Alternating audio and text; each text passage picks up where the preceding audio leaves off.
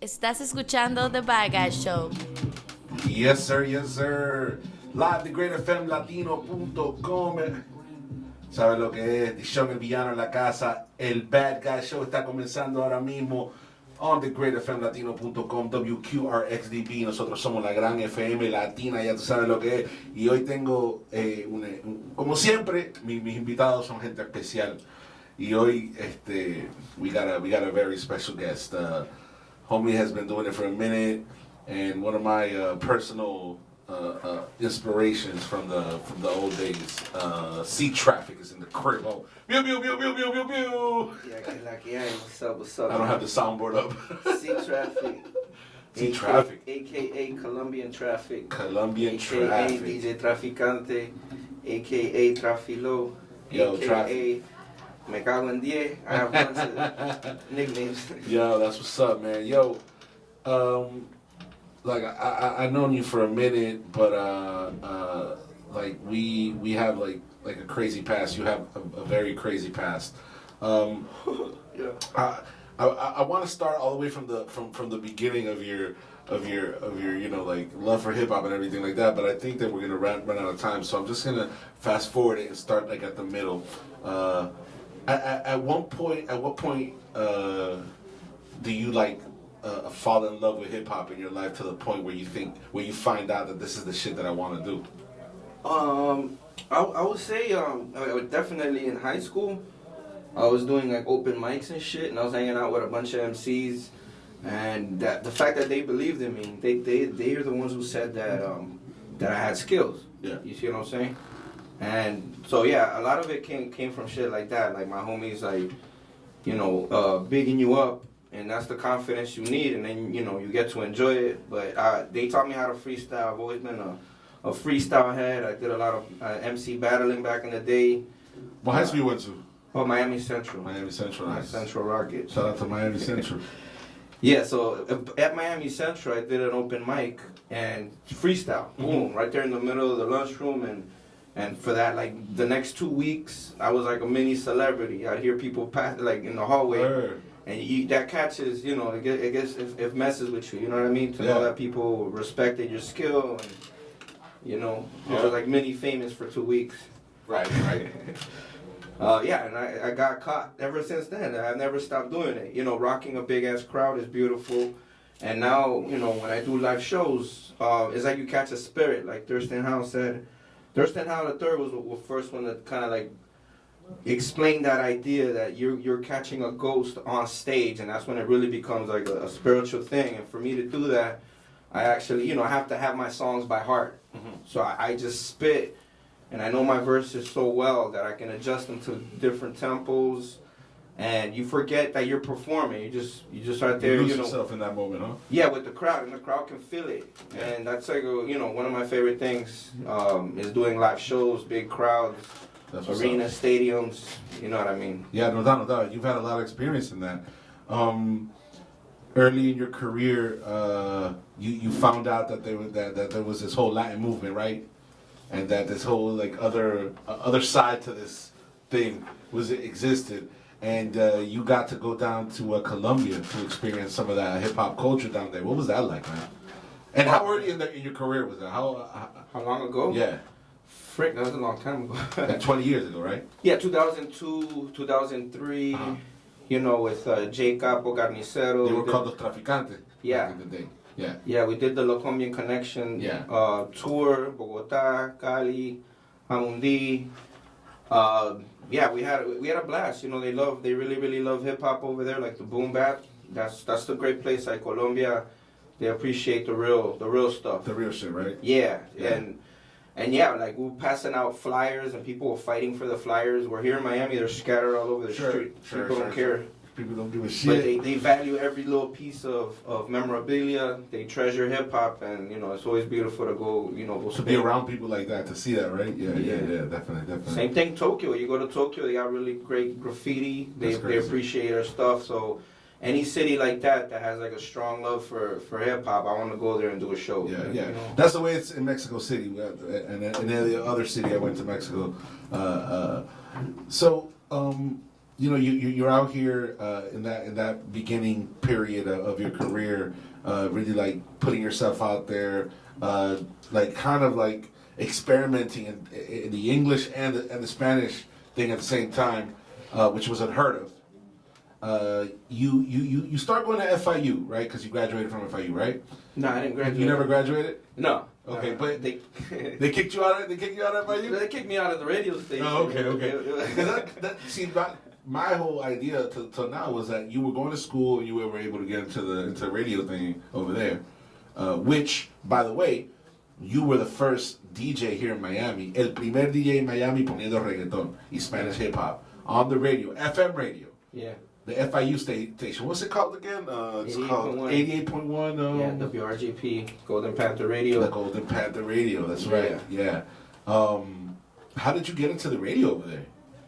No, it basically, thankfully I had like a full scholarship because, in Miami Central, if you're like in an inner city school, they're throwing money at you if you just apply for. Sure. So it's like a free money hustle for me, and I used scholarship money to pay for the Bum Rush, my first album. For real? That's how I pressed up the CDs and everything. Damn, with student loans, huh? It wasn't loans. It was scholarships. Oh, it was straight up free money. I don't owe money to no.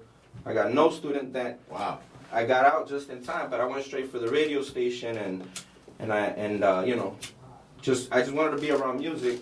And yeah, that radio station, that show blew up. It ended up having like 5 hours. One day we did 8 hours. Yeah. That show would not stop, and that show was like connecting families in the federal prison. People would call, leave, from everywhere, from Massachusetts. People would call in just so that their family members and FBI could hear the family give them a shout out, like in between breaks. So it was like a community radio show. Yeah.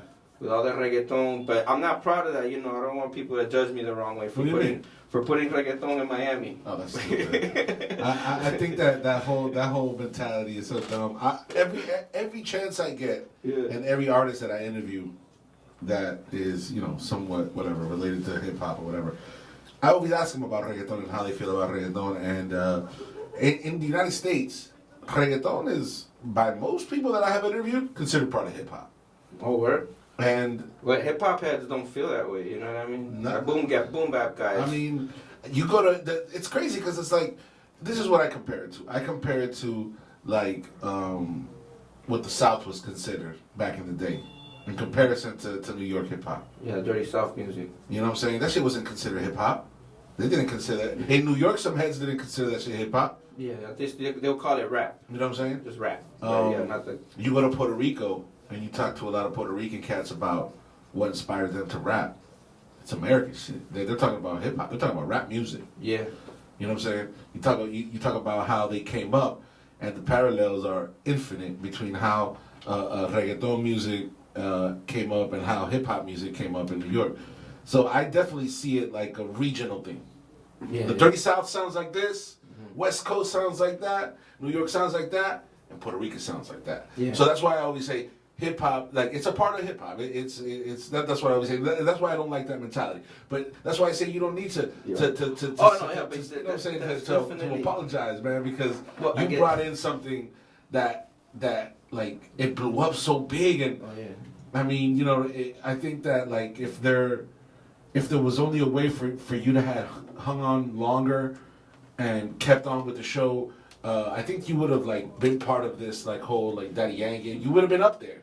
You would have been up there because you were the first dude that, Yeah, but that was like a lesson about following my heart, cause doing the reggaeton when we were playing it on 88.1, and when I was also being hired to DJ at clubs, right? So I'm doing it at nightclubs and I'm doing it on the radio, and it was almost like pulling teeth for people to dance to reggaeton, and it wasn't called reggaeton; it was el underground. Reggaeton around 2002.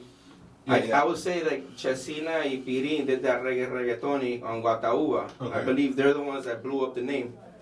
So there's a certain date, but we were playing it before, as it was evolving. Right. And so at the nightclub, I would throw on I think like DJ Blast. He had certain reggaeton beats that he sampled. Remember he sampled Black Rob. Yeah. Remember, you got the black rock, yeah. and it's a hip hop beat, but it's got reggaeton, and they're doing tiradera, so it's not like pretty boy rhymes. These are actually street rhymes. Right. That shit was amazing. Yeah, that's. I got some people to dance to that just because they immediately thought I was putting on black rock, and then boom, and then when the reggaeton drums hit, they would stick around, but it came a long way. You hear what I'm saying? Right. People cannot imagine that today. No, of course that not. Reggaeton is like pulling teeth. Now everybody dances to reggaeton. Reggaeton is like a staple. A lot of the reggaeton shit, like you said, it was just on some maleante shit. It was on some beef shit. Baby Rasta y Gringo. Yeah, OG Black and Cavalucci. All that shit. All the shit. Yeah, we loved it. That's why that's what we call Latin hip hop because Justin Zane, Lil Big Man, my co-host. Okay. He's from Panama. So yeah, all the Panamanian stuff. Right. I was covering more of the Puerto Rican stuff, and then you put it together. It was just one big show. It was awesome, man. It was crazy. Of Latin hip hop and stuff. And to be honest with you, like the first time I ever had that kind of like experience of being on the radio, of being like looking at you doing what you're doing, kind of be like, in retrospect, it's like, yeah, that shit made an impression on me. Can you tell? Yeah, no. You know what I'm saying? So when you say that like pulling teeth and you talk about the evolution and everything, in retrospect, what do you kind of see it at like as now? Like was it something that you think you aportaste algo or like whatever? Or well, I know it was revolutionary because it blew up. Right. It went but crazy. I mean, I'm saying like when you're with the el papel que tú jugaste en todo esto. Yeah. Like, No, I think I happened to be at the right place at the right time, and that's what happened. I was just there in the middle of a hurricane that was coming to these shores. Right. And I love it. I love that I was there. For example, meeting Tego Calderon in Club Lasers. Oh, okay. Club Lasers. And that was like 2002 or 3. And In the House magazine was actually giving Daddy Yankee House magazine. Wow. a freaking Lifetime Achievement Award in 2002. A decade before Gasolina. Right. A decade between, Despacito hadn't even come out. Exactly. He's already getting Lifetime Achievement Awards. He's been out since Playero, since Super Underground. And Yankee was mad humble. Really, really nice dude. I love all those experiences. To be there in the beginning. We seen Yandel performing in Wynwood, and then I hung out with them in Orlando for some shows. So I got to go on tour with those guys, and they're the nicest people too. Right. Like we seen Yandel because what happened? I was on 88.1, and I happened to be in Colombia for like December, and I forgot to send some email. And then the radio, they kicked me off. They took my show, but they knew I was coming back. This is the craziest show on the station. They know I'm coming back, but I'm in Colombia. I'm in the sticks. I didn't have I wasn't paying attention to a bureaucratic deadline. Sure. But then, boom, New Year's. It's January, so it's a few weeks later, and I'm living with that shock that they took away my show. Right? Mm-hmm. Like it's over, right? But then Mundos calls, and bam, they hired me on Mundos, so I went straight to cable. And that was mad fun, just to be on a TV show, to go to the Telemundo studios. And that's the last time I saw We Seen. He gave me a vinyl record. Really super, super nice dude, you know what I mean? So I love everything. I love... They were doing the Palmundo record, the Palmundo album. Not sure, I don't remember exactly. But I still have his vinyl record, of We Seen Vinyl. And, it's amazing. It's an amazing experience, and I was happy to promote music and promote great artists, and having met a lot of great legends in reggaeton, For sure. And Ray Pirin especially. I got really close with him. Shout out to that whole crew out there, Alex with Univibe and everything. Oh yeah. At the same time, you got all that going on. You're cooking your own shit. You're like you write some rhymes. You put together albums. You put together. You were like always ahead of the game in my opinion, because like you were the first dude that I met that had his own website. You had your own your own clothes, your own, you know what I'm saying, like all the merchandising shit, and you're out there on the radio and doing shit. So yeah, to me it's like, yo, this guy's like really bought it. I always That's got my own the clothes. low life, yeah. This is like the Colombian low life. Yo. Yeah, I'm always rocking my shit. I love creating art too, so that's why I love making shirts. Yeah. You know, Yeah. and that's part of the low life crew is about fashion. It's it's like one of the elements of hip hop basically coming in, and some people know what they're doing with fashion. Me, I'm still learning. I still need a wardrobe department. I need someone else to pick out outfits, cause. Yo, at what point do you link up with Thurston Howe and the Low Life crew? I think something like 8 years ago. Okay. But I was like in their orbit basically. Okay.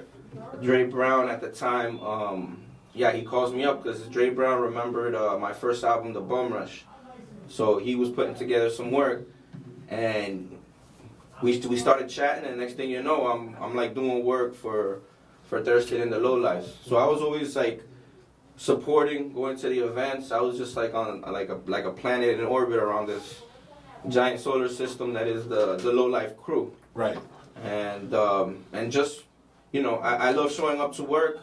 I like being on video sets, you know, and that's all we do. They to be around, even if I'm not working on my own music. Right. I'm working on someone else's music or on someone else's video, but I'm happy to be part of a team and do creative things. Like when we did the Don Chichajón music video, that was a mad sprint because the hurricane was coming like the next day. It was a big shit-kicking hurricane was on its way, and we had that studio for that day only, and we ran through, oh my God, so many shots. That's crazy. So much work. I ended up doing lighting that night, Okay. which was fun. So, you know, that's the kind of people I like collaborating with, and you know, just staying busy, creating more hip hop, and you know, I'm a fan of it. What are you no doubt. What are you working on your own shit? What's going on with you?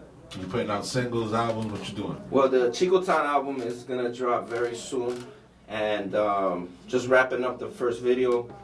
So the video is gonna drop, and the album's gonna drop. It's gonna stream. So, you know, subscribe, follow all my channels, CTRAFFIK, and I'm gonna start dropping some teasers. So I got that album coming out, and then I'm also part of this group called the Free Knots. Okay. So it's like Kingdom Come and Joey Does and AV, Silver Stacks. These dudes are all like, you know, spitting on that wavelength of like, you know, being free and, you know, opposing tyranny and all those like crazy subjects, Bitcoin. So getting in that politics shit. yeah, it's a really cool, cool band. You know, we get booked in a lot of crypto shows. I saw that you were fucking with that crypto. That's really cool. Yeah, so like I said, always They need always head in hip-hop. the corner. yeah, they need hip hop. So I'm glad I get to bring hip hop to their events, and That's cool. That's cool. you know, the party committee, my responsibilities. You know, Something you love, by the way. yeah, party committee. Hey, can you hook me up with a little bit more of that? Oh yeah. I got some tracks that I want to play for you, right quick. See if you recognize any of these records. We'll get into these records real quick, and then we'll come back and we'll talk some more shit. Yes, sir. You have to sound like D'shon El Villano, live, thegreatfmlatino.com. We got CTRAFFIK in the crib. That's some old shit right there. Yeah. Some shit we collaborated on. Yeah, that shit's classic in my own brain. But That was fun, though. that was fun. Those days were crazy, man. Yeah, we were always at the studio, you know, down in Kendall, and Yeah. that reminded me of a funny story because I was Little. I was volunteering at that studio, right? Cause At you know, Songo? yeah, Uh-huh. because I'm getting like experience. I'm learning how to use boards and shit. So that was cool because a lot of people came to record, and then I went from like, I started like engineering too. Okay. So one time they did some documentary. Some guy like did like some, I don't know, the Eagles in Alaska documentary or some sort. Okay. And he had to come do voiceover, so I would get a little cut of the session. Okay. But they gave me all the boring shit to do anyway. Sure. You know, like all the weird clients. But when the hip hop came in, they're like they did the hip hop shit. And I forgot somebody there from Kendall what came to record. Okay. They'll pay a session, and that was at the time that Nas song, the Braveheart song. Bravehearts, they shooting. Okay. Yeah. So this kid came to record like a remix to it. Okay. And in the hook, he wanted all of us everybody who was present at the studio that day. Yeah. I think Flaco, Eternal Lazarus Child, I think he was there too. He wanted us to yell Decora. Okay. Decora, decora. But we were the shepherds in the back of the crowd yelling out grape soda. Oh my Grape God. soda, trolling them. We were menaces.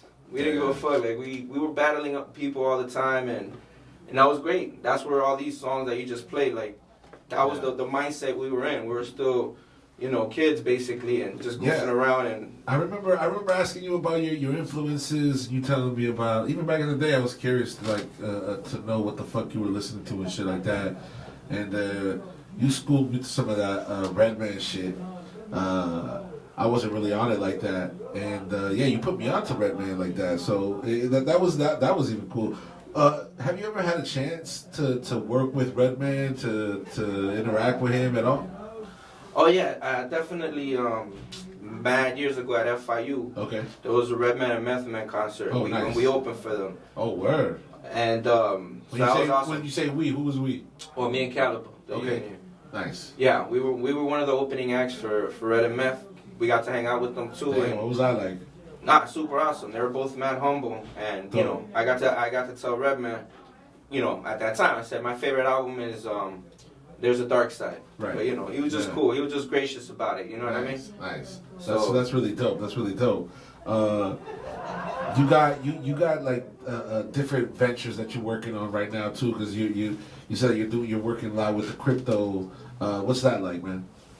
Crypto is just software. It's just interesting. It's like a new software, and you know the kids are going crazy over it. There's a lot of money in it. Right. So there's all these competing software companies trying to be the best coin or whatever. And Yeah. So new stuff, and they booked me for a lot of shows. Okay. On Acapulco, and in Acapulco, they got a little bit of the Bitcoin crowd, but over there in Acapulco, God bless them, because we got to open for Killer Priest, Oof. Immortal Technique, Wow. and Chino Excel and Poison Pen were there. R.A. the Rugged Man. Nice. So these are some of the folks that they would be the headliner. Wow. So we get to be there and open for them, and So me imagino que fue de pica. yeah, but my favorite one I think was Rugged Man. Yeah. Because Rugged Man, R.A. the Rugged Man shows up like a ninja, all by himself, just a backpack Damn. with a laptop. That's it. And they were trying to figure out who's gonna be his DJ, and I ended up he chose me because I knew his music better. Okay. I'm low life. Fuck yeah, that's dope. So that was I had that was fun DJing for his set, because he'll start talking to the audience about a certain song. Yeah. I already know what he's talking about, so I'm already you were there in the back already. I'm queued up, because then Nice. he walks over to me to tell me, and I said, I already know what you. It was That's very cool. It was man. the song about his dad. I was like, I know what song you're about to spit, right? That's very cool. So being queued up, and that's the DJ Traficante, like wearing all the hats, For sure. You always did that. You always you were always more than just a rapper, and you saw the value in doing just more things than just rap.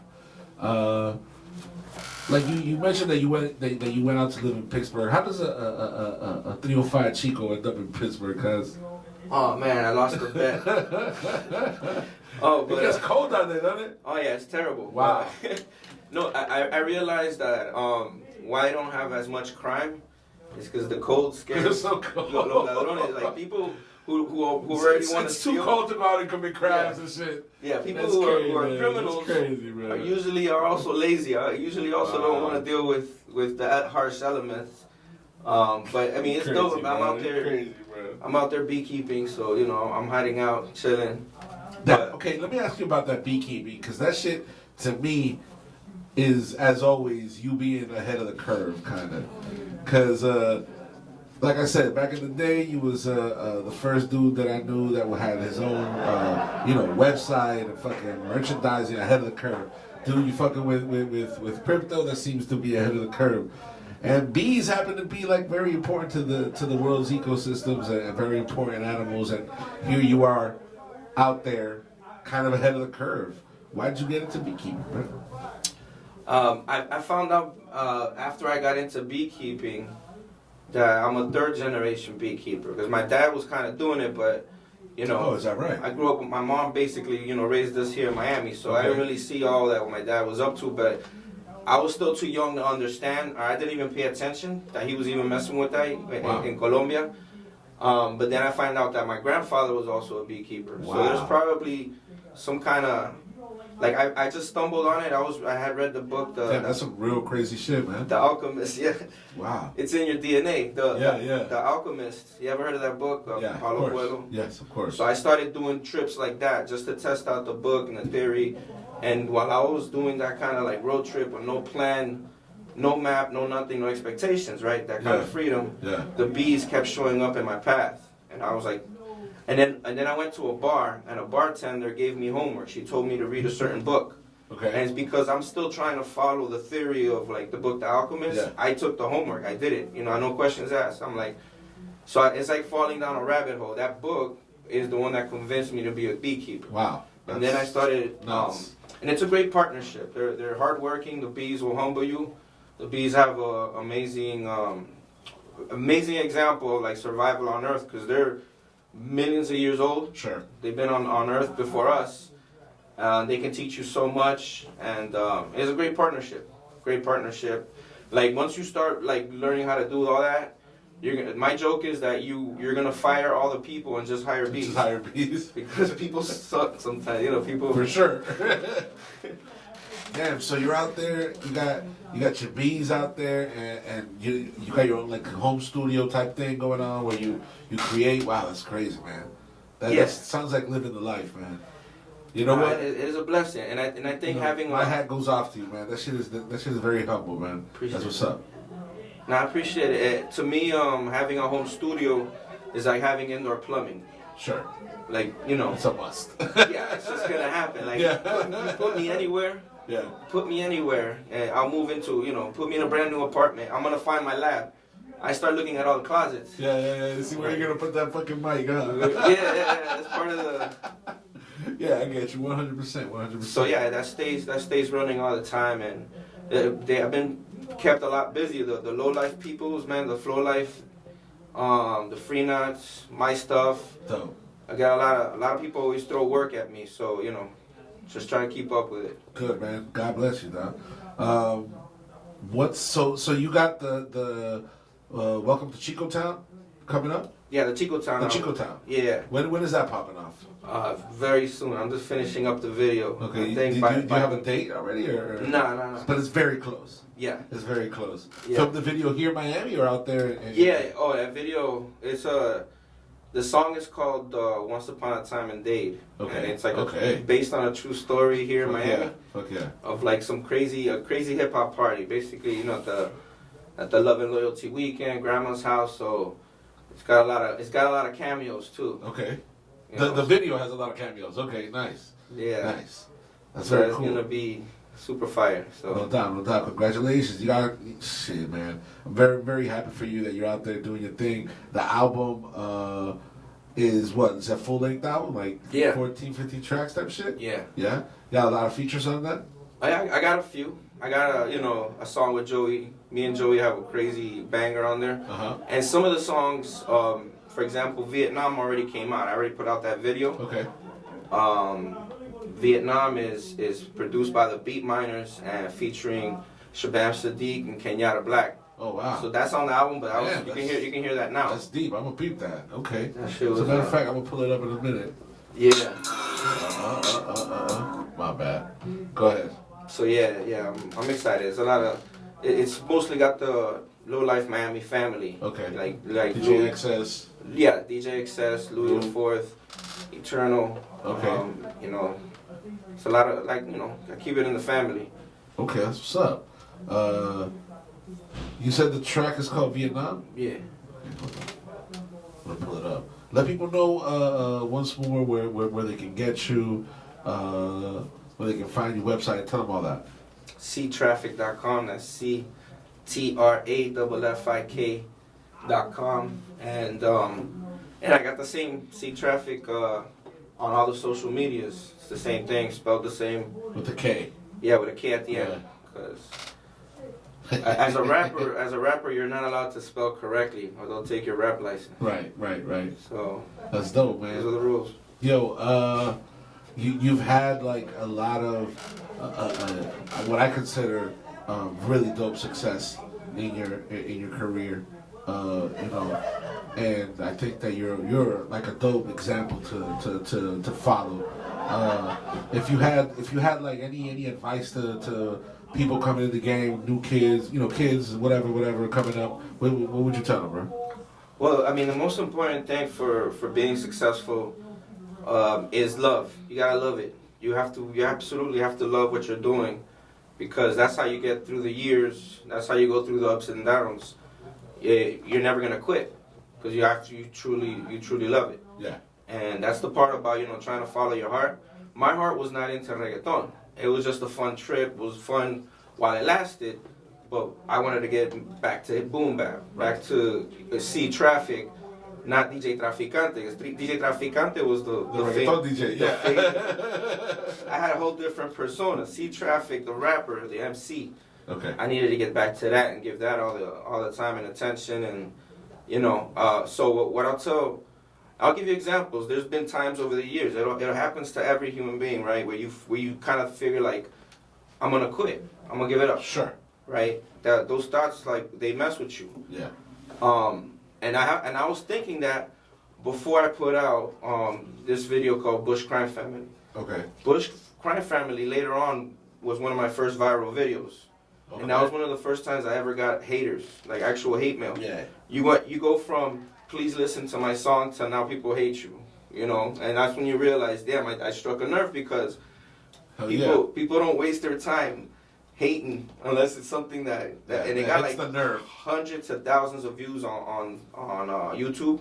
Right. That shit went crazy, and then in retrospect, I'm like, I almost quit before that, but then I would have missed out on that moment. Wow, that's. And then there's another song that also went viral too, and then so just to tell the young kids, just love it, keep doing it, because you never know, you're probably right around the corner from like another great opportunity or event, and just enjoy it, and that's my only advice to the kids. That's what's up. That's what's up. No life, love the kids. Another thing I wanted to ask you, cause you're such a fucking visionary, dog. You are, bro. Where do you see CTRAFFIK in 5 years? More with more albums, you know, touring more places on Earth. Like right now, I'm trying to put together a band, you know. Oh, so nice. I know a drummer, and just trying to manifest the idea of having a band. You know, and going on tour, having a DJ. That works, by the way. Doing some fun, getting paid to do it. So that's where I'm preparing myself for that right now. Okay. And you know, I love performing so much that I do it for free at shit bars, doing karaoke. Right. So when I'm doing karaoke in Shit Town, USA, and I make the old ladies dance, I'm practicing for the hip hop shit. Okay. You know. Okay. Yeah. What do you sing on the karaoke, man? Johnny Cash, James Brown, Fresh Prince of Bel-Air. Wow.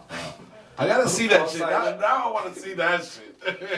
I got some Paul Simon. There's some shit bars where the DJ knows me. Paul Simon's the shit, brother. The DJ knows me so well that I just show up to the shit bar and I clock in. I tell him I'm here, right? And I sit at the bar, and then next thing you know, there's like some Johnny Cash shit comes on, and he's calling me up. Cute. No, and I didn't. I'm like, cause he's throwing shit at me. Okay. The DJ. He's like challenging me now, right? And since he's the DJ, he decided that's the next song he wanted. Wow. Boom, puts me on the spot. So then I gotta figure it out Johnny Cash. on the spot, Wow. you know. But I love that challenge, you know. That's dope. Like James Brown, This Is a Man's World. Yeah. That would kill your voice, you know. Bro. So I'm doing that karaoke life. I like it. Drinking I haven't ever like really done that. My wife wants to take me to go do that. I think I'm gonna go do that. Nah, it's fun. It changes, you know, especially if you're a live performer anyways. You get to stretch your limits and try some new shit out. Okay. And one of my favorite things about karaoke is like when people are scared to perform, I tell them, I'll back you up. I'll be right there. Whatever song you want. Okay. Damn. We'll do a duet so that I look like a bigger idiot than they do. I start doing air guitars and everything. And just to take the attention off of them so that they can perform for the first time, and the buddy system. Sounds crazy. That's what's up. So you see yourself performing out there, putting more music out, definitely, right? Yeah. There's And loving these bees. How can these bees make a better world? Yeah, no, the bees teach you so much, and but also that honey that I get, I flip it into wine. I make mead. Okay. honey wine.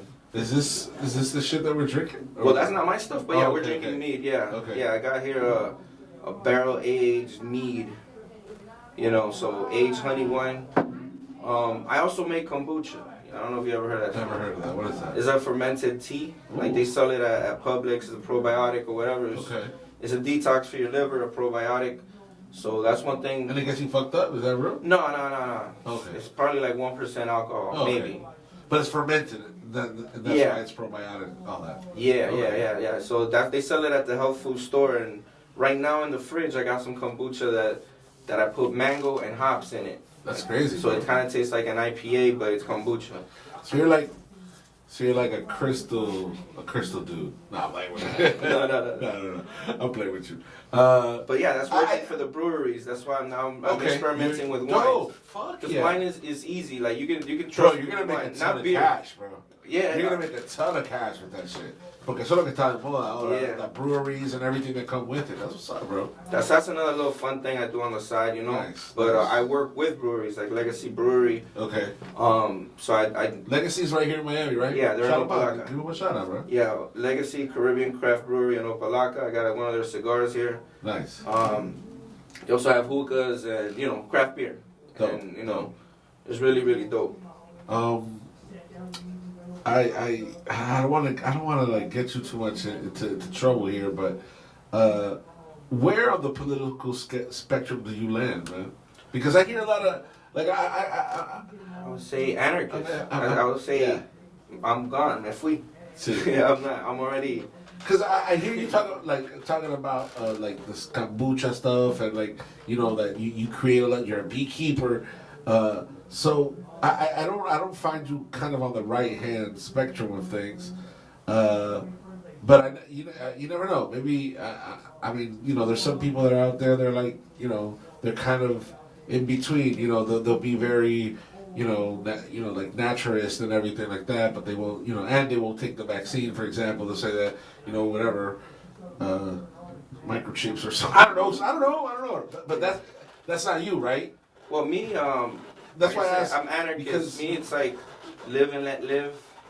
So I'm not even like you can't even put me on the left or right scale, Okay. because that's like a two-dimensional thing. I'm way the frick over here. That's how far away I am from, Right. Yeah. from Believing in politics. So to me, it's like a shit show. Do you While vote? Watching, Do you vote? no, No, you don't vote. Okay. but there's a guy named Lysander Spooner, Okay. who's also like an anarchist from the 1800s, and he said he made the argument that you can vote as a defensive. Okay. And I'll give an example. It's Colorado when they legalized weed, Uh-huh. way ahead of the feds. Yeah. Like, they just yeah. nullified. Yeah. You just that sounds to me that's better than like voting for politicians, because trusting a person and saying I'm gonna put on my, it's a fool's errand. It's a fool's Okay. game, and that's where so yeah, I'm about the most peaceful solutions. If it involves the state, I don't want to deal with the state. I don't trust them. I don't trust people enough for that, right? So Right. that's why I believe in entrepreneurship and just being free, respectful, live and let live. Yeah, no doubt. I like that. I like that. That's better than a lot of shit out there. Exactly. To me, the way I look at American politics today is kind of like the way I look at ancient Rome, right?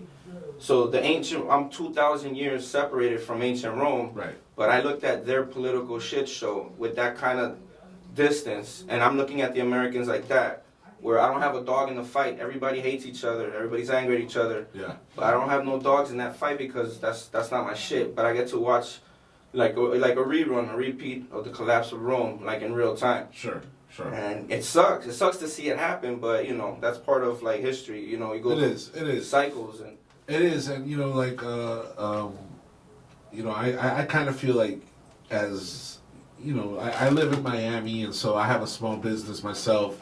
I work with small businesses, and I do feel that I have like a dog in the fight. You know what I mean? Because to me, it's kind of personal, and unfortunately, the state doesn't really work well. You know what I'm saying? It has things that work, and I believe in like really bettering the things that work already. You know what I'm saying? and maybe even expanding it because it works so well. You know what I mean? Other things that do need to be cut out. And it really is interesting and refreshing to like sit down with somebody who like believes in science, who is not in the left or right paradigm, and is out there like really this B shit that you do, bro. It's just like it's way past anything that I can do here. Like trying to just be part of the community and like kind of like donating to the politicians who I think deserve it or whatever, grassroots organizations, and being part of like the community thing in Overtown. It's to me nothing in comparison to going out there and beekeeping, because beekeeping, like bees, like people don't understand what would happen to this world if we didn't have bees. Yeah, pollinators. You know what I'm saying? Yeah, all the pollinators. We would run out of food if we didn't have bees.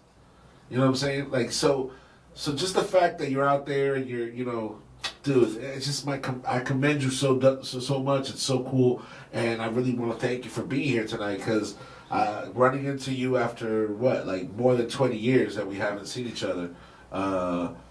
And it's just so dope to see, like, like the people who are consistent, who have been consistent with this, at the end of the day are here, are around. Yeah. We're budding, we're rubbing elbows with them at parties, and we're knowing about people's work because of the internet and shit like that. So definitely, man, thank you so much for coming through. It. So awesome to connect with you again. I hope that we don't lose the connection and we keep on working, because you know what I mean. I'm fucking with the whole crew out here again.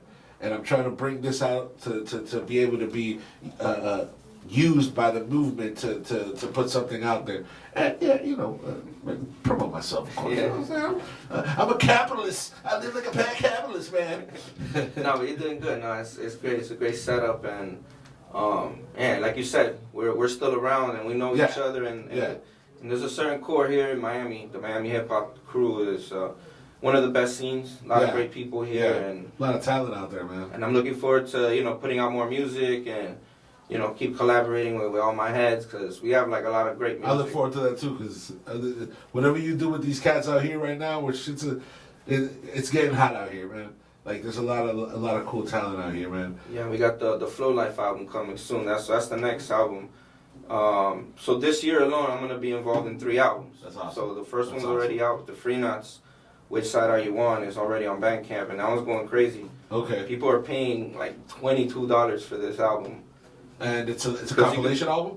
No, it's a group called the Free Nuts. The Free Nuts, okay. Yeah, we have one song on there that feels like a Me and Kingdom Come. Everybody keeps calling it like a crossover hit. Okay. So that's what's up. Yes, that shit is dope. That's probably the only song I could recommend for like a corporate Zoom meeting, like a morning meeting when they have like bumper music. You know what I'm saying? Okay. So I finally dope. have a song that is HR approved. Damn. You gotta make that money, man. Gotta make that.